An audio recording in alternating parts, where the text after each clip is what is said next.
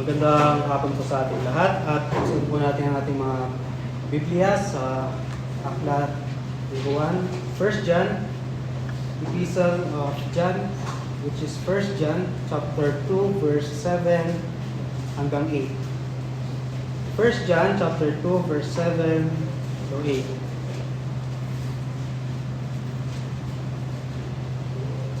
So, babasahin ko po dito sa 1 John chapter 2 verse 7 to 8.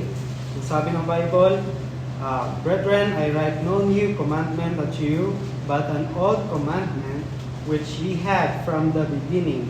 The old commandment is the word which ye have heard from the beginning. Verse 8 again, a new commandment I write unto you, which is true in him and in you, because the darkness is past, and the true light now shineth. Manalangin po tayo. O Amang dakila, makapangyarihan sa lahat, nagpapasalamat po kami, Ama, sa inyong pananalita na muli namin mapag-aaralan sa hapon ito. Ama, tulungan po inyong lilipod na patuloy po tago sa inyong likuran upang patuloy po, Ama, yung pag-analan, yung pagpapala, kaitaasan, ng patuloy, Ama, na nihayag sa harapan ng kongregasyon na ito. Pwede po patuloy, Ama, ang maghanda ng puso ng bawat isa.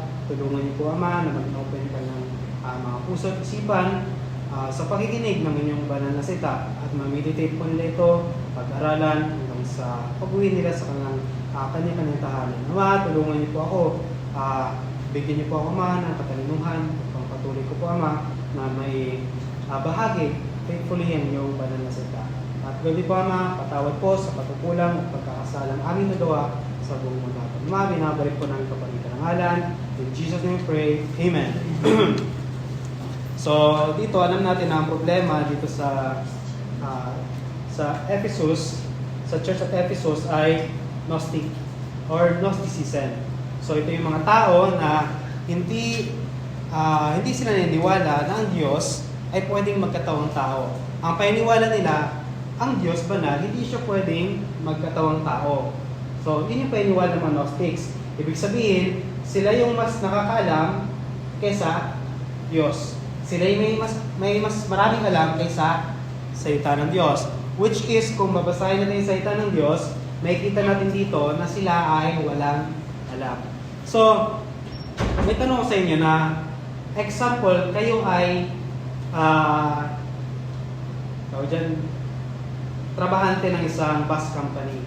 So, trabahante kayo sa bus company. So, mahilig kasi manood ng mga bus. So, trabahante ka ng isang bus company.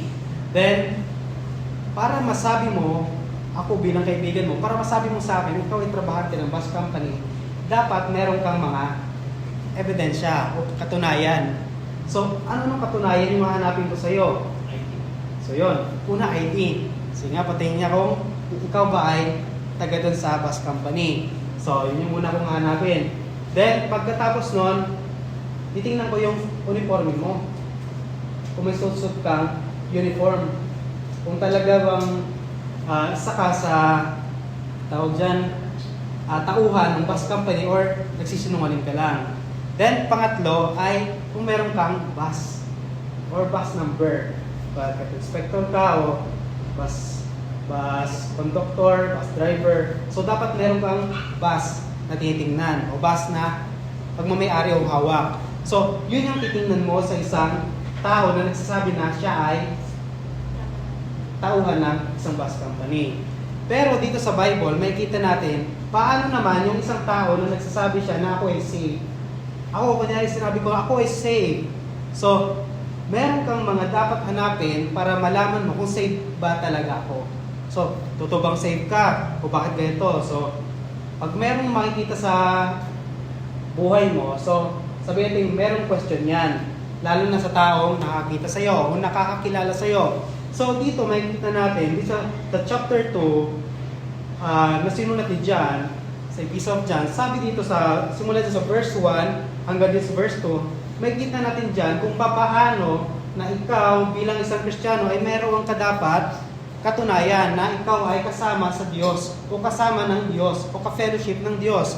So, ano ba dapat? So, we can see here that John continued to his teaching that being in the fellowship with God, you must be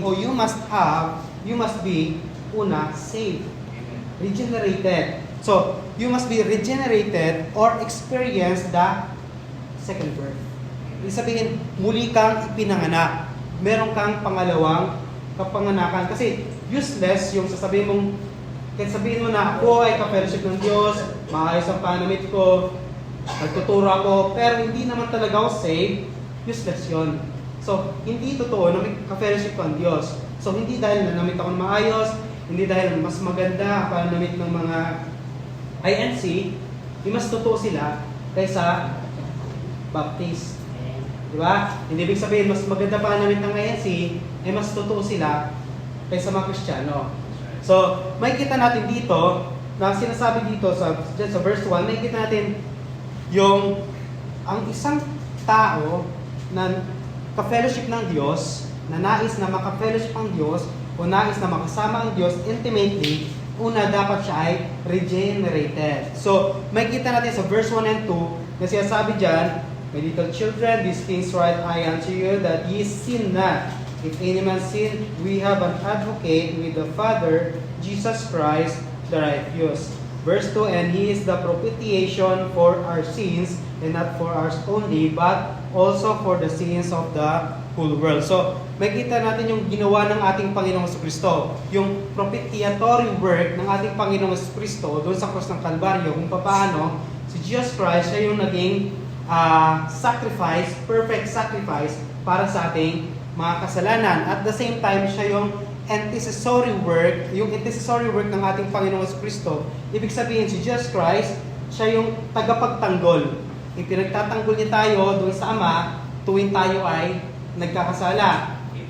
So at the same time, yung God Holy Spirit, siya yung maghihinder sa atin na gumawa ng kasalanan. So before mo pagawin yung isang kasalanan, if saved ka, ihinder ka ng God Holy Spirit, huwag mong gawin yun. Bakit? Kasi God Holy Spirit ngayon ay nananahan na sa bawat Kristiyano.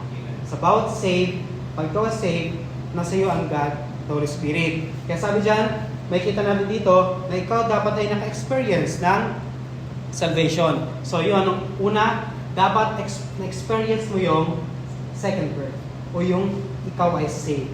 So yun yung unang ebidensya na ikaw ay saved. So ano yung pangalawa? So may kita natin dito sa verse 3, 4, 5, 6. So may kita natin dyan na kung paano sinabi ni John sa mga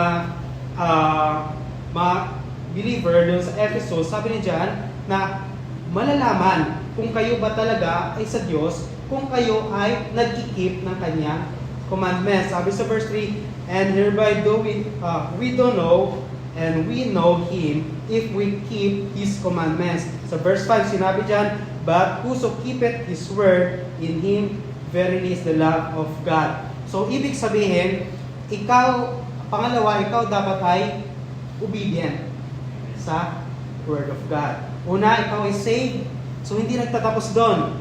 Ang pagiging saved, simula lamang yan. Pangalawa, para ikaw ay nasa fellowship ng Diyos, ay obedient. Ang Kristiyano, nung ikaw ay na-save, nung tayo ay na-save, ang unang tinanong sa atin, nung na-save tayo, sinabi sa atin, ay yung pagsunod natin sa magitan ng pagpapabautismo. So, ikaw ay saved. Anong next na gagawin mo? Yung sumunod sa ginawa ng ating Panginoong Kristo. Yung pagpapabaptize. So, binaptize tayo. Then, after binaptize, so, dito natin may kita yung pag-obey natin sa Diyos. Kaya sinabi ito, keep His commandment. If we keep His commandments, kung ating sinusunod o itinatago ang kanyang salita, if we keep His commandment. So, you're saved if you keep His commandment. At the same time, you're not saved if you don't keep His commandments. So, pag tinago mo o iningatan mo, sinunod mo ang kanyang banal na salita, ikaw ay ligtas. Saan ako ligtas? Ligtas ka una sa kasalanan. Dahil ligtas ka sa kasalanan, ikaw ay hindi na makapahamak sa impyerno. May kita natin dito na kapag ikaw ay saved na, sumusunod ka sa Diyos. May kita natin, pag hindi ka sumunod sa Diyos, so napag-aralan ni last time, questionable yan, kaya sabi mo, safe ka. Parang isang bus driver, pero sinabi mo, wala kang ID, wala ka lahat. So, makikita natin dito na itong si John, ina-expect niya itong mga tagapakinig o itong mga nagbabasa na alam nila mismo sa alam mismo nila na sila ay una ay safe. Dahil alam ni John na sa panahon nito, yung mga Gnostics, yung mga Gnosticism ay talamak o talagang naglipana, lalo na sa lugar ng Ephesus. Isipin mo yung lugar nila, merong church, yung tawag dyan, yung simbahan ng Diyos-Diyosan nila. Then, may iba-iba pang mga negosyo. Di ba? Yung pagsampa sa Diyos nila doon is negosyo din yun. Kasi sa ilalim ng pagsampa ng Diyos-Diyosan nila, andun yung mga negosyong, mga immoral na negosyo. So, isa yun sa makikita natin dito sa panahon ni John. So, itong mga Gnosticism, kung saan pa, naibahagi nila ngayon sa mga Kristiyano yung kanilang katuruan. Then yung mga Kristiyano na nasa loob, na hindi sila nakinig ng salita ng Diyos, na wala silang alam sa salita ng Diyos, ang ginawa nila, shinare din nila yung napakinggan nila na kwentong barbero doon sa kasama ng simbahan. So yung Gnosticism, dahan-dahan siyang naglipana. So isipin niyo yun, na sumulat si Pablo. So sumulat si Pablo sa Ephesus. At the same time, sumulat si Pablo para kay Timothy. Then, ito pang Book of John at yung tatlong epistle ni John at Revelation. So isipin mo, napakaraming letters o sulat na ibinigay sa Church at Ephesus. Pero kung papansinin natin, bakit pagdating sa Revelation chapter 2 verse 4, at sinabi nila na they left the first love.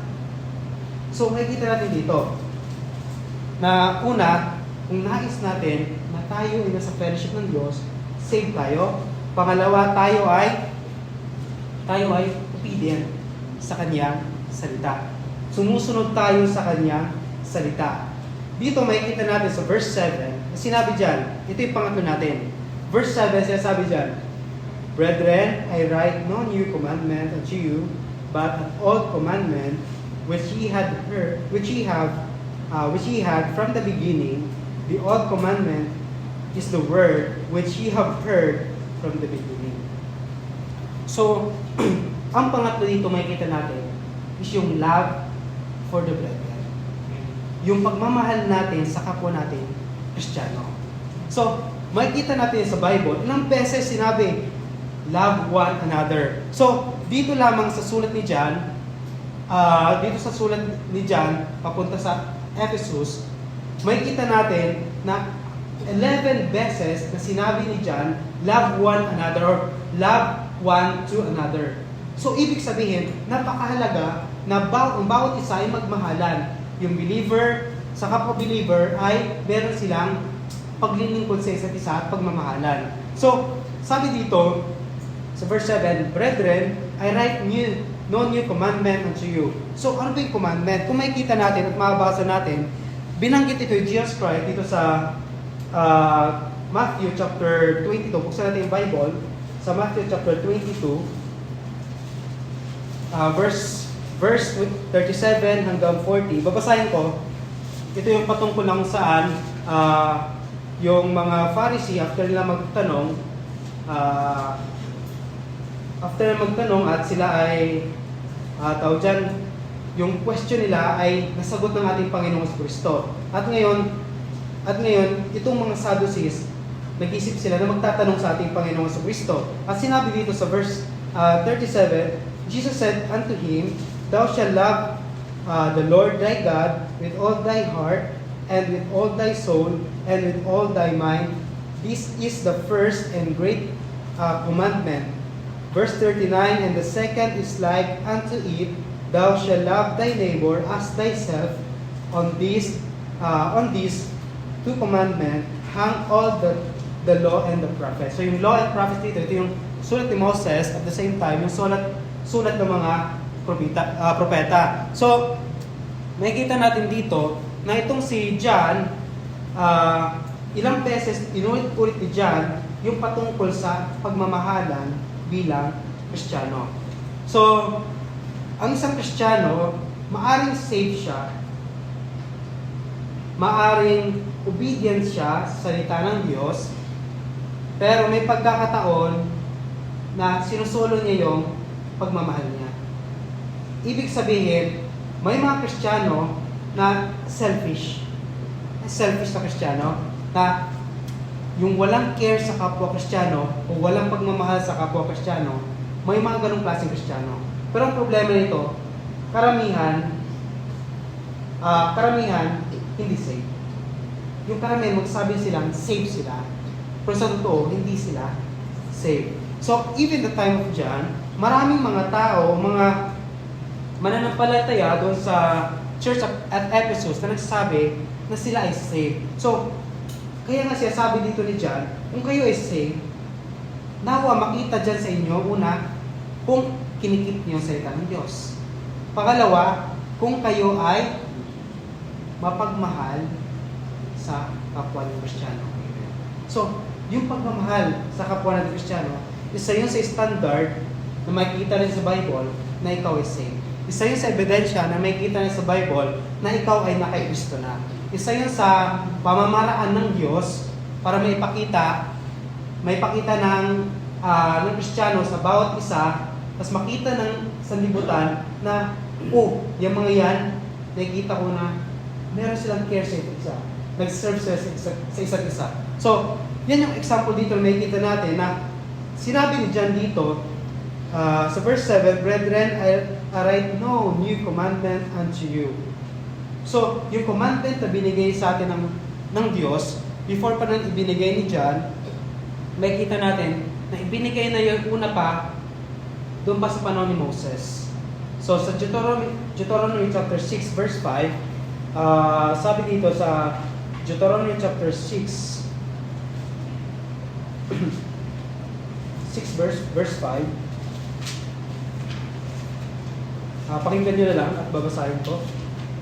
6 verse 5, sabi ng Bible ay,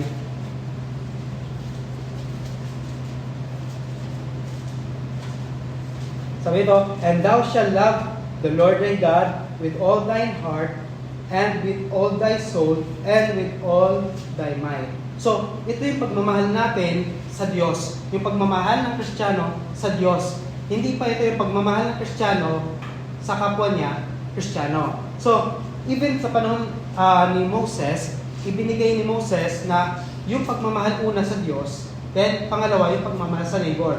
Dito sa Leviticus chapter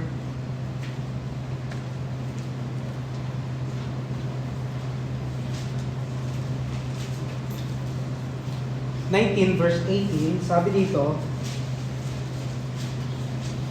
verse 18, Thou shalt not avenge nor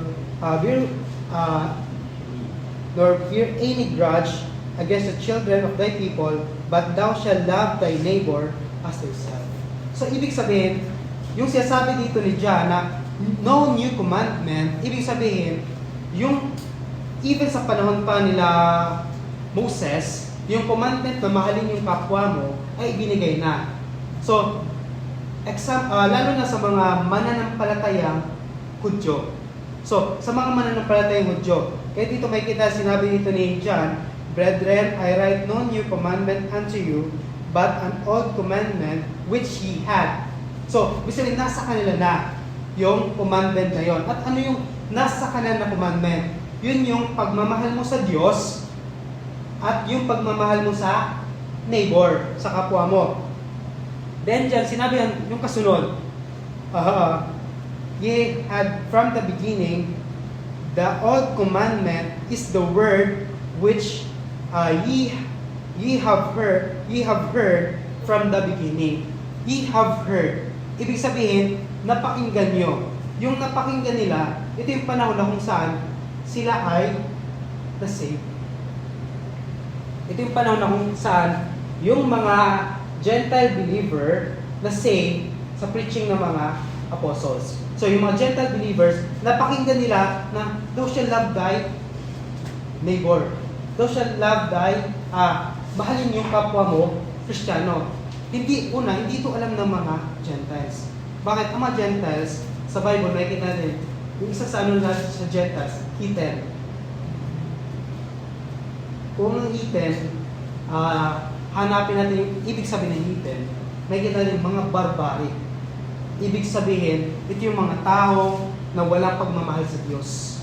Kasi mga tao na selfish. So, ganun yung mga Kristiyano before sila masave dito sa Ephesus. So, yung first part is ito ay para sa mga believer na mga Hudyo. So, sabi nga dyan, sa verse 7, Brethren, I write no new commandment unto you, but an old commandment which ye have heard, which ye had from the beginning. So, sa simula, nasa kanila na, then naituro sa kanila ng kanilang mga magulang. Lalo na kung sila ay mga Hudyo. Dahil yung mga Hudyo, ang ginagawa sa kanila, nung mga bata pa sila, merong kabataan pa lang nila, tinuturuan na sila about sa law, sa batas. So, tinuturuan sila hanggang sa paglaki nila, alam nila na yung pagmamahal sa kapwa ay tama. So, itong mga Hudyo na believer, nung na-save sila, alam nila yung pagmamahal sa kapwa ay tama. Ngunit, may pagkakataon na akala nila na yung mga Gentiles, hindi ko yung kapwa. Bakit? Hindi ko sila kauri eh. Hudyo ako. So, ang mamahalin ko, yung kapwa ko, Hudyo. So, itong mga Gentiles, hindi sila Hudyo. Hindi sila Hudyo. Kaya, ang sabi lang ng Bible sa amin, ang sabi ng batas sa amin, ang mamahalin namin, yung neighbor namin. Ito yung mga sumakop sa bansa namin. Ito yung nagpahirap sa mga mayan namin. So, bakit ko siya mamahalin? Kaya sinabi dito ni John na yung pag-keep sa commandment, I write no new commandment unto you, but an old commandment which ye had from the beginning, which is sinulat ni Moses at kanilang napahinggan simula nung sila ay bata. Then, yung pangalawang part dyan, the old commandment is the word which ye have heard from the beginning. Ito naman sa part ng mga Gentiles o yung Kristiyano na hindi. So, napakinggan nila ang salita ng Diyos nung sila'y na-save, pero may problema. Kung anong klaseng kultura meron sila, yun din yung may papasok nila doon sa loob ng Ephesian Church. So, kung barbaric yung kultura na meron ako, may mga example dyan, yung mga kultura na yung pag-create sa ibang bansa, minsan pagdura. So, iba, mga Arabo, paghalik. Diba? So, yung mga kultura na meron sila, so, naipapasok doon sa loob ng simbahan. Kaya sinabi dito ni John, the old commandment is the word which ye have heard from the beginning. So, may kita natin dito, kasi sabi ni John dito, na yung palang pag-obey nila, if we keep His commandment, yung palang pag-obey nila doon sa commandment, yung pag-obey na yun yung pagmamahal nila, una, sa Diyos, at yung pagmamahal nila sa kapwa nila, mananampalataya. Kahit sa panahon ni Paul, sinabi ni Paul sa Romans, kung saan, yung pagsunod mo sa batas, ay yung pagmamahal mo sa kapwa mo, Kristiyano, ay parang sinunod mo na rin yung batas. So, basahin natin sa Romans chapter 13, verse 8 to 10. Romans chapter 13, verse 8 to 10. So, sabi dito, owe no man anything but to love one another. So, yung love one another. So, love one another. For he that loveth another hath fulfilled the law. So, isipin natin na itong sulat na to ni Pablo, makikita natin dito, sinabi niya yung word na hath fulfilled the law. So, ibig sabihin, pag tayo na mananampalataya, kasi during the time ni Moses, walang makakasunod sa Ten Commandments. Then, yung Ten Commandments na yon, kahit sinong tao, walang perfect na makakasunod sa 10 utos ng Diyos. Ang tangi lamang nakasunod sa 10 utos ng Diyos, walang iba kundi ating Panginoong Kristo.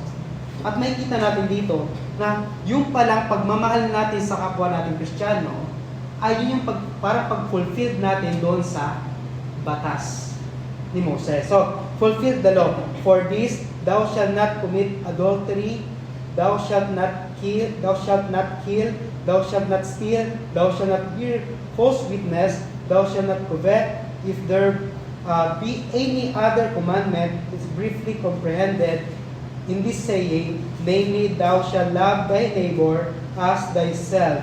So, love worketh no ill to his neighbor, therefore love is the fulfilling of the law. So, ibig sabihin pala, kung sinasabi natin mahal natin ang Diyos, lalabas yun sa atin. Dahil minahal natin ang Diyos, dahil tayo mga Kristiyanong obedient sa Diyos, at sabi ng Diyos, mahalin niyo ang kapwa niyo, at dahil mahal natin ang Diyos, at inobey natin ang Diyos, mamahalin din natin yung kapwa natin Kristiyano. So, commandment to na ibinigay ni Juan una sa mga Kristiyano na sa Ephesus. Bakit? Merong una, Gnostics, question nila ang kapanganakan ng ating Panginoong Kristo. Question nila na hindi natin kailangang mag-confess. Bakit? Yung katawan natin na to, balang araw magiging para tayong Diyos. So dahil balang araw magiging tayong parang Diyos, bakit tayo magpo-confess sa Diyos? Balang araw magiging Diyos din naman tayo. So yun yung pangalawa. Then pangatlo, sinasabi nila na dahil hindi kailangan ng confession, hindi mo kailangang maligtas. Kaya makikita natin dito sa chapter 2 na my little children, that ye sin not. Na hindi kayo magkasala. Kasi ako dyan, na ang ating Panginoong Jesucristo, siya yung nagbayad ng ating kasalanan. At the same time, kung tayo magkakasala, ang ating Panginoong Jesucristo ang harap sa Ama at sasabihin, iniligtas ko yan ng aking dugo doon sa Ama.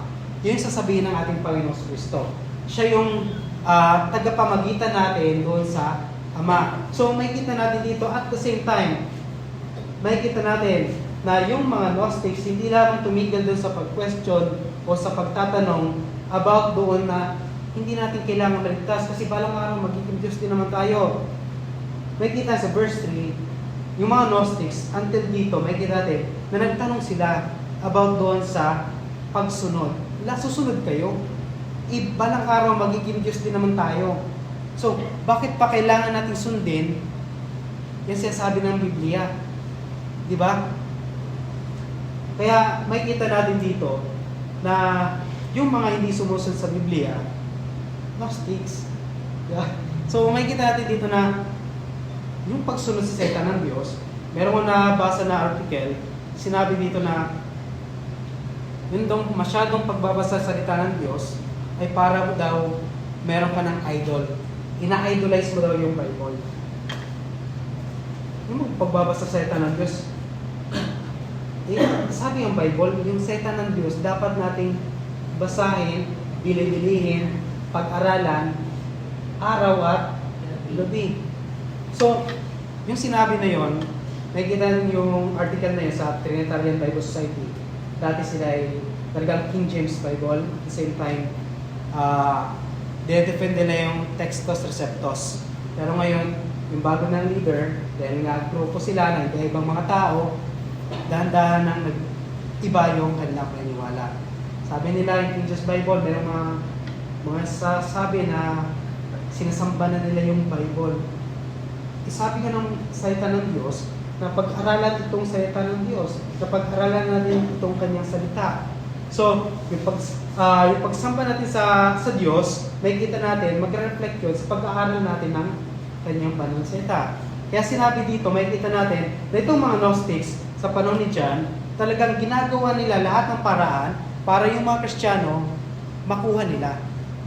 So, save ka na. Pero ang problema, dahil save ka na, matalino ang Satan. Dahil dahil save ka na, ang gagawin ni Satan, hindi na kaya ni Satan na sirain yung pagiging save mo. Kasi save ka na. Ang gagawin ni Satan ngayon, sisirain yung buhay mo.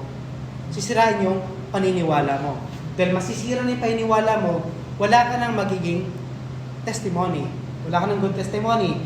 Dahil sira ng good testimony mo, yung mga nakapaligid sa'yo, hindi na maniniwala sa'yo. So ngayon, yung mga tao na dapat malid sa ating Panginoong Kristo, dahil sa ginawa o dahil sa pinili mo na sumunod sa katuruan ng Gnostics, ang mangyayari, imbis na sila ay masave, o ikaw yung gamitin ng Diyos para sila ay masave, ikaw yung magiging dahilan para hindi sila masave. So, may kita natin dito, itong mga Gnostics, una, if we keep His commandments. So, yung mga Gnostic, ayaw nila na keep natin yung salita ng Diyos. Bakit? Meron silang higher knowledge na hindi abot ng utak ng tao.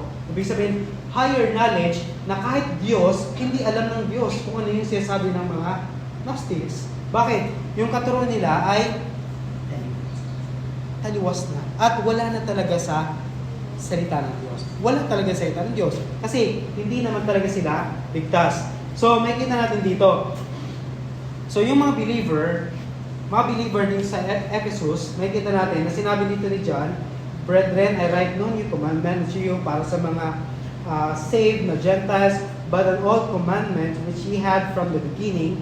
The old commandment is the word para sa mga Gentile believer, kanya sa mga Jew, mga believer na Hudyo, then ito mga believer na Gentiles.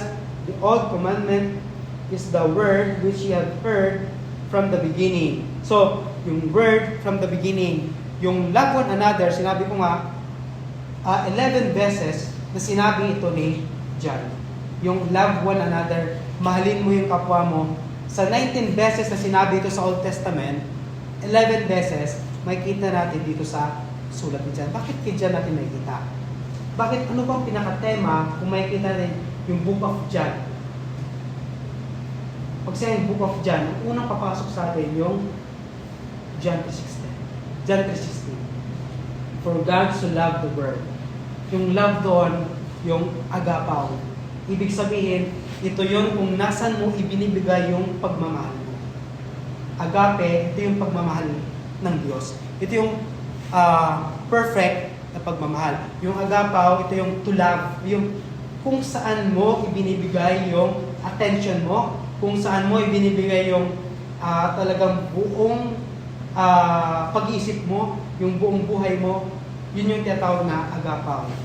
So, for God so loved the world, yung love doon, yung agapaw, yung binigay ng Diyos, yung kanyang attention, yung kanyang pagmamahal doon sa mundo. May kita natin dito sa John, may kita natin yung pagmamahal. Dito sa verse 10, may kita din yung agapaw din. He that loveth his brother abideth in the light. So, itong pagmamahal na sinutukoy din sa verse 7, ito yung pagmamahal natin, kung saan natin ibinibigay yung pagmamahal natin. Kung ito ba yung binibigay ba natin pagmamahal natin sa kapwa natin Kristiyano, o ibinibigay ba natin pagmamahal natin sa hindi natin kapwa Kristiyano. Ito yung problema. Majority ng mga Kristiyano, naniniwala sila na kapag ako na-save na. So, single, na-save ako, then, faithful ako sa ita ng Diyos. Kapag ako, mananalangin ako, for example, isang lalaki, nanalangin siya na magkaroon siya ng partner. So, dahil nice yung magkaroon ng partner, gawin, manalangin siya. So, ang nasa isip minsan ng isang lalaki, so, ang gagawin niya lahat para mag-win yung isang babae. Pero ito yung problema. Paano kung hindi safe yung babae? So, compromise. Sabihin niya ng lalaki, masisave naman siya. Pag asawa ko na siya. Yun yung problema. Pag naging asawa na daw, saka daw masisave. So, may kita natin dito na sabi ng Bible, una, pagmamahal sa Diyos. Pangalawa, sa kapwa natin, kapatiran. Pero may problema, bakit karamihan ng mga believer but ibibigay mo yung pagmamahal mo doon sa kaaway ng Diyos. Di ba ano ang save? Ano ang unsaved? Sabi ng Bible, they are enmity against God. Kaaway sila ng Diyos. So, ako, gusto kong pangasawahin, gusto kong maging asawa ang kaaway ng Diyos. So, ibig sabihin, uma-against ako sa kalooban ng Diyos. So, ang sabi ng Bible, una, mahalin natin yung kapwa natin, Kristiyano. So, single ka, pagmamahal mo sa kapwa Kristiyano, una, bilang hindi romantic love, kundi intimate love sa kapwa mo Kristiyano. So, mamahalin mo yung kapwa mo Kristiyano, paano pagmamahal? Pag-serve at yung pag-care. O, kumusta po kayo sister? Kumusta po kayo brother? So, simpleng mga ganon, nag-care ka na mahal mo yung isang tao, o yung isang Kristiyano. So, may kita natin dito na itong si Juan, si John the Beloved, may kita natin na bakit ilang beses pag-ulit na sinabi ni John, yung love, at yung love na agapaw, may kita natin, binanggit ito ng 74 beses dito lamang sa sulat ni Juan. John, 1 John, hanggang 3 John, Revelation. 74 beses na halos sa buong sa New Testament, binanggit ito ng 124. Then, but kung 74 beses dito sa sulat ni John. Di ba? Naisip natin. Then, at the same time, 29 beses dito lang sa 1 John. So, ibig sabihin, napakahalaga sa Diyos, napakahalaga na yung Kristiyano, ibigay niya yung pagmamahal niya sa Diyos. Yun yung ngayon may nais na sabihin ni John, na ikaw Kristiyano, yung pagmamahal mo unang-una, kung ikaw nga may care ka doon sa mga pusa, may care ka doon sa mga paro-paro, may care ka sa mga langgam, ay may mga langgam dito, huwag mo patayin yan. Di ba? May care ka sa mga tawag dyan, mga aso. Yung kapwa mo tao, tapos safe. Di ba? Kapwa mo Kristiyano na safe, wala kang care. So, nakikita natin dito, sa panahon ni John, may mga Kristiyano na walang care sa kapwa nila Kristiyano. Bakit? Nakikita nila yung kapwa nila Kristiyano andun sa Temple of Athena, nakasilip. So, gagawin nila, wala lang, parang alam mo yung nasimbahan kayo. Minsan nakapapansin nyo pag lumalabas yung mga INC, paglabas nila, parang walang pansinan, di ba? Walang pansinan, parang hindi sila nagkakilala. Parang ganun nangyayari sa atin. Which is, ayaw ng Diyos nun. Kasi ang nais ng Diyos, para mas maging matibay yung Kristiyano dito sa loob, dapat tayo ay magmamahalan. So, ibig sabihin, yung pagmamahalan na yan, sa mag-asawa, nagpapatibay. At the same time, sa simbahan, nagpapatibay.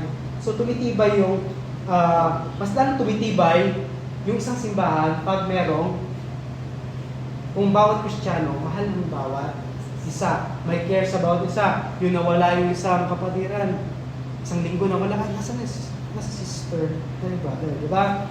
Hindi yung, nakaupo lang tayo, hindi natin alam kung ano nangyari dito sa simbahan. Which is, majority ng mga simbahan, ganun nangyayari.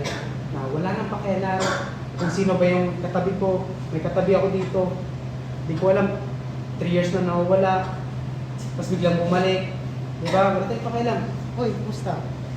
So, simpleng kumusta, tapos di mo pa kilala yung pangalan, isipin mo na isang simbahan kayo, tapos 10 years na kayo, pero hindi ka nag-imikan, tapos hindi rin kayo makakilala. Di ba? Ako talaga makalimutin ako, isa makalimut pala sa pangalan. O sa mukha, hindi naman. So, may kita natin dito na dito sa verse 7, may kita natin yung sinasabi dyan na yung pagmamahal natin, yung pagmamahal una ng mga Ephesian believers sa mga Gentile believers. Yung Hudyo na believers, mahalin nila yung Gentiles na believers. At the same time, yung mga Gentiles na believers, mahalin nila yung Hudyo na believers. So, tinuturuan sila dito ni John. Kaya dito sa sulat ni John, makikita natin na ilang beses sinabi ni Jesus Christ na mahalin, love one another. Mahalin niyo ang isa't isa. At dito makikita natin na sa verse 8, again, a new commandment I write unto you, which thing is true in Him and in you, because the darkness is past, and the true light now shineth. So, ito, makikita natin to, na yung isang Kristiyano, makikita natin, yung mga Kristiyano dito sa Ephesians, nung sila ay na-save, may pagkakataon na yung kanilang mga family, makikita sila na yung iba, wow, bago yung buhay. Pero may iba na bakit ito yung ginagawa niya, bakit hanggang ngayon, ito pa rin ang kanyang ginagawa. So, yung Kristiyano, pag naging Kristiyano ka, hindi siya automatically na ikaw ay magiging banal. Kasi magliliwanag ka, nung save ka, bigla ka magliliwanag. Save ka. Kasi nagliliwanag ka. So makikita ng mga kapatiran mo, mga kapatid mo, mga magulang mo, ay, ba't siya nagliwanag? Save siya. Hindi ganun eh. Yung pagiging save, nagsisimula kasi yun sa loob. At dahan-dahan nakikita sa labas.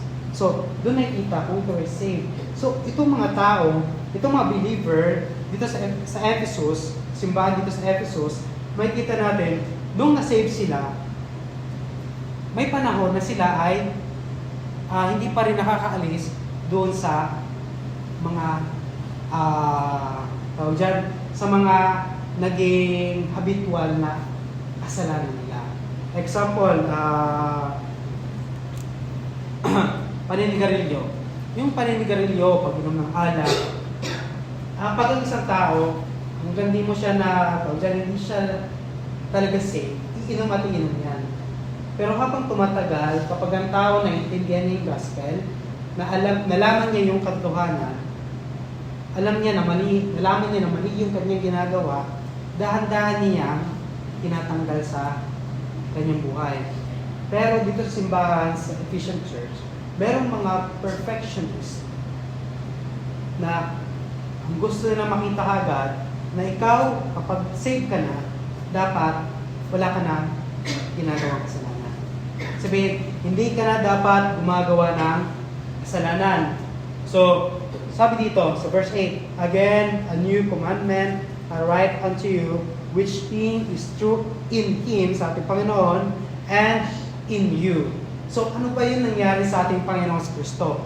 Ang ating Panginoong Kristo, na katotohanan na sa Kanya, yung siya ay nag-resurrect doon sa mga patay, at the same time, umakyat doon sa kalangitan, at ang God, the Holy Spirit, siya yung ngayong nag-i-indwell sa mga believer. So, ibig sabihin, kapag ang isang Kristiyano na saved na, ang God, the Holy Spirit, siya yung nag-i-indwell dito sa saved na Kristiyano. Dahil nag-indwell na siya, ngayon, ang gagawin nitong Kristiyano, may pagpipilian na lamang siya. Either sundin niya yung kalooban ng Diyos, which is ang salita ng Diyos, or manatili, or hindi siya sumunod sa salita ng Diyos, at manatili siya sa kanyang buhay, o paggawa ng kasalanan. So, may kita natin dito, na sinasabi sa verse 8, again, a new commandment I write unto you, which thing is true in Him and in you. So, true in Him and in you, it refers about the resurrection at yung ascension ng ating Panginoong Kristo at yung pagdating ng God, the Holy Spirit. So, yung pagdating ng God, the Holy Spirit na ngayon, nag-dwell na sa bawat believers. So, when a person experience yung second birth, yung salvation, hindi siya agad nagiging sinless, o hindi siya yung sinless na. I mean, lahat ng gagawin niya, so kung dati, pag nabuhos ang pinggan, talagang urara, talagang ganun siya magbubuhos ng pinggan, nung na-save siya, ganun siya maghugas ng pinggan, dahan-dahan na. Hindi yun. So, kasi sabi dito na yung isang Kristiyano, nung siya'y na-save, so, inward, dahan-dahan yung nababago. Dahil ang God the Holy Spirit ay nananahan na sa Kanya. So, nasa Kanya na ang God the Holy Spirit. Kaya sinabi dyan, again, a new commandment I write unto you, which thing is true in Him and in you. Because the darkness is past, and the true light now shineth. Yung true light now shineth, hindi ito yung nag-shine ka na, o nag-shine na yung liwanag sa'yo. Ikaw na mismo yung nagliliwanag ka. Hindi. Ibig sabihin, dahan-dahan na ikaw ay nababago. Dahan-dahan na meron kang pagbabago. Katulad na nangyari katulad na sinabi ni Pablo sa mga taga-Corinthians. Diba? Pag ang tao ay siya saved, meron siyang panibagong buhay. At ang panibagong niyang buhay ay mag-lead yun sa dandan sa holiness. So, may kita natin dito na when a person experiences salvation or na-save siya, hindi siya naging sinless. But the Holy Spirit which indwell in the believers will help him to be para mamuhay katulad ng ating Panginoong Kristo. So, in the likeness of Christ. Kaya may kita natin, yung pagkakasunod-sunod. Ikaw ay na-save, naging obedient ka, o umobey ka sa salita ng Diyos, then, may kita natin, yung pagmamahal mo sa kapwa mo Kristiyano, isa yan sa ebidensya na ikaw ay saved at nasa fellowship ng Diyos. Kasi itong John, may kita natin, it's all about ang Kristiyano na nasa fellowship ng Diyos. It's all about na ikaw na Kristiyano, ka-fellowship ka ng Diyos. So dahil ka-fellowship ka ng Diyos, ito dapat yung magiging mga ebidensya na makikita sa buhay mo. Yung pagiging obedient sa Diyos. At yung pagmamahal sa kapwa mo Kristiyano. So, may kita natin dito, your love for God will reflect how you love your brother and your sister. Brothers and sisters, kung paano mo minamahal yung kapwa mo Kristiyano, kung paano minamahal yung kapwa mo mananampalataya, magre-reflect yun kung paano mo minamahal ang Diyos. Diba? Kasi sabi mo, mahal ko ang Diyos. Sabi dito dyan, mapakaaral niya sa sunod yun, mahal ko ang Diyos, pero I hate my brother. Pwede ba yun? Hindi pwede yun. Sabi ni John, hindi pwede yun. So makikita natin dito, may mga believers dito sa Ephesian Church na mahal nila yung kapwa nila Hudyo, pero hindi nila mahal yung mga Gentiles. Kasi ang pakiramdam ng Gentiles o mga Gentiles, lalo na itong mga nakatira sa Turkey, which is nasan yung Ephesus. So sila, malapit sa Greece. Unting tawid lang, Greece na. Itong Greece, ito yung nagpahirap sa kanila. Isipin niyo yan, itong Greece, sinakop sila during the time of Alexander the Great. So, sinakop sila. Nung nasakop sila, nangyari, yung 4 generals ni Alexander the Great, pinaghati-hatian ng sakop ni Alexander the Great nung namatay si Alexander. So, may kita natin, nung pinaghati-hatian, ang nangyari ngayon, itong Jerusalem, siya yung naiipit sa labanan. Naiipit siya. So, dahil naiipit siya, kaya itong Egyptian is against dito sa may kita yung Seleucid Empire, against siya dito sa mga nasa Egyptian. So, nangyayari, nag-aaway-away sila. Then, ang nasa gitna, itong Jerusalem. So, nasa kanila na, bakit kumamahalin itong barbarian o itong Gentiles na to, na hindi naman siya, na sila yung nagpahirap sa amin. So, para sa mga mananampalataya dito, na yung pagmamahal, oo, mamahalin namin yung kapwa namin, Hudyo. Pero yung parang sa Pilipinas, kunyari sinakop ng China, sabihin natin, mamahalin natin ang mga Chinese. Sabihin sa atin, mahalin yung mga Chinese na sumakop sa inyo at nagpahirap. Parang ganon yung pumapasok sa isip natin. na pinipreach sa atin, mahalin niyo ang kapwa ninyo mga Kristiyano. Pero kung nasa isip mo, dahil ikaw ay against doon, ang pumapasok sa isip mo, mahalin mo yung mga Chinese na nagpahirap sa iyo at kumuha ng inyong bansa. So, ganun pumapasok sa tenga mo. So, ngayon, ito yung naging problema na yung pagmamahal mo, which is, yun yung mag-grow.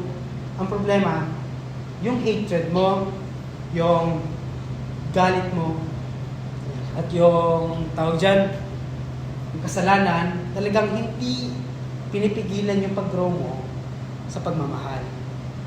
Kaya nga, kapag ikaw na-save, sabi dito ni John, pag tayo ay na-save, dapat maging katulad natin ng ating Panginoon Kristo. Maging katulad natin, example ng ating Panginoon Kristo. Na kung paano, makikita natin dito, na sinabi verse 8, because the darkness is past, and the true light now shineth. So, ibig sabihin na tayo na Kristiyano, tayo na saved. So, yung lust of the flesh, lust of the eyes, pride of life, yung mga yon, dahan-dahan nating tinatanggal sa tulong ng Diyos. Pero ang problema, kapag tayo ay walang pagmamahal sa kapwa natin Kristiyano, hindi matanggal yun. Diba? Pag hindi natin mahal ang kapwa natin Kristiyano, hindi mawala yun. Yung galit, may galit tayo sa kapwa natin Kristiyano. So, yung pagmamahal na dapat na ibigay, hindi natin may ibigay dahil galit tayo sa Kanya. Diba? So, papaanong paraan para mahalin natin siya? So, sa magitan ng pag-obey sa commandment ng Diyos. Kasi sabi ito, if we keep His commandments, which is verse 5, sabi dyan, but whoso keepeth His word, in Him verily is the love of God perfected. Here by the word, we are in Him. So, ibig sabihin, kapag hindi mo mahal ang kapwa mo Kristiyano, simple lang, hindi ka sa Kanya. Sabihin, hindi ka ligtas. Kasi, hindi mo mahal yung kapwa mo Kristiyano. Di ba? So, yung pagmamahal sa kapwa ng Kristiyano, isa yon sa ebidensya na tayo ay ligtas. Which is, makikita natin dito, na ilang beses sinabi ni John na mahalin yung kapwa natin Kristiyano. So, yung pagmamahal natin sa kapwa natin Kristiyano, hindi simple yun. Lalo na, meron kayong hidwaan dati. Save. So, hindi simple yun. So, pero, kailangan natin gawin. So, para makita na tayo is safe, ipakita natin sa kapwa natin Kristiyano na mahal natin sila. Ipakita natin na, kapatid ko, mahal kita. So, babae, diba? Babae sa babae, yung i-care nila ang bawat isa, o di kaya mag-uusap sila o sa salita ng Diyos. So, isa sa paraan para masasabi natin na mahal natin yung kapwa natin. Maraming mga tao o mga Kristiyano sabi na mahal nila ang kailang kapwa Kristiyano. Pero, hindi natin makikita sa kanilang buhay. Bakit? Kasi, mas lamang yung tawag dyan, galit, puot. Kasi nung na-save ka, kaya ikaw ay tambay lang. Nung na-save ka, hindi naman agad-agad na gusto may pag-usap sa mga Kristiyano, hindi ganon. Nung na-save ka, parang wala ka pang gana na simba ka, pero wala kang gana may pag-usap sa iba-ibang mga tao. Parang gusto mo lang nakaupo, makikinig ka sa salita ng Diyos. Pero habang tumatagal, dahan-dahan ka nakakapakinig ng salita ng Diyos ng paulit-ulit, anong nangyayari? Nagiging sa puso mo na may pag-usap ako sa kapwa ko Kristiyano. Dahan-dahan yun. Hindi yun, may ikaw na save, upo, tas okay na lahat, kompleto na, walang problema. Hindi. May pagkakataon na even na tayo Kristiyano, may problema sa simbahan. Kaya, yung sabi ng Bible na yung if we keep His commandment, yun yung pagmamahal natin sa kapwa natin. E then, makikita natin na because the darkness is past and the true light now shineth. Yung dati, ito tayo dati magagalitin, mahilig may pag-away, Nung tayo na save, dahan-dahan na yon natatanggal. Yung nais natin pa pag-away kay kanino, pinasagi ka lang, pag-away tayo, pero nung nasimbahan ka lang, nung nasagi ka, sis, kumusta ka? Diba? So, makikita natin ebidensya na tayo ay kay Kristo na nga ba? Ay kay Kristo na. Na tayo ay nakay Kristo na talaga.